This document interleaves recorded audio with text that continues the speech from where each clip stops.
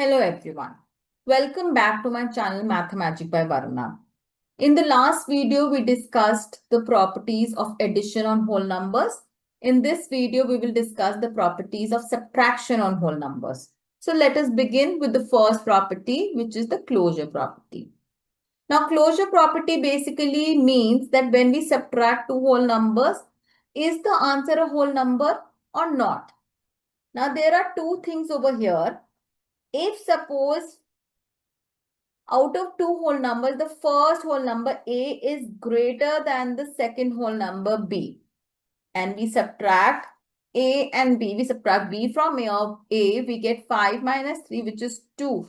Here the answer 2 is a whole number. But on the contrary, if we take A small and B bigger than A, in this case, A minus B, which is 3 minus 5, is minus 2, which is not a whole number because whole number starts from 0. They are counting numbers starting from 0. Since this is not a whole number, this means closure property not always is satisfied in case of subtraction of whole numbers. Closure property is only valid when A is greater than B. Now, let us move on to the second property, which is the commutative law. Commutative law means that when we subtract two numbers, whatever answer we get, is that answer same when we change the position of both the whole numbers and then subtract them. Let us understand this through an example. Let us again take A as 5 and B as 3. When we do A minus B, we have 5 minus 3, which is 2. But when we take B minus A, B is 3, A is 5. Your answer is minus 2 and they are not equal. They will never be equal. This means commutative law also does not satisfy in case of subtraction of whole numbers. Very simple.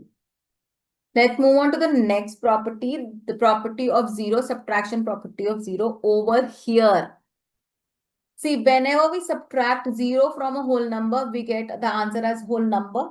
Okay. Let us say if A is 9, we subtract 0 from 9, we get 9 as the answer. It is always same.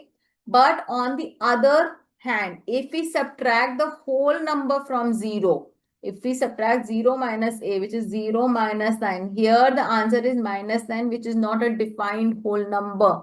Hence, subtraction property of 0 does not hold. Basically, 0 is 0, when you subtract 0 from a number, from a whole number, and we subtract the whole number from a 0, we will not get the same answer. As simple as that. Let's move on to the next property, which is the associative law. Just like the closure property, commutative law, subtraction property of 0, same as that, associative law also does not hold for subtraction of whole numbers. In associative law, we basically use three whole numbers. Let us take example. Let A be 5, B be 4, and say C be 2. Let us start subtracting in this order when we take A minus B minus C. Now in brackets we have 5 minus 4 minus C is 2. 5 minus 4 is 1. 1 minus 2 is minus 1. Here this is not a defined whole number. Let us just cross it out. When we take A minus B minus C, this means we are first subtracting B and C. Then we subtract the answer from A. Okay, 4 minus 2. Here we get 5 minus 4 minus 2 is 2, 5 minus 2 is 3, which is a whole number. But they both are not equal. Minus 1 is not equal to 3. This means associative law does not hold in case of subtraction of whole numbers. Now let us take another example. If say A is 9, B is say 4, and C is 1. Now let us see if here the associative law holds or not. Now first of all, let us put 9 minus 4 in brackets and then subtract 1. 9 minus 4 is 5.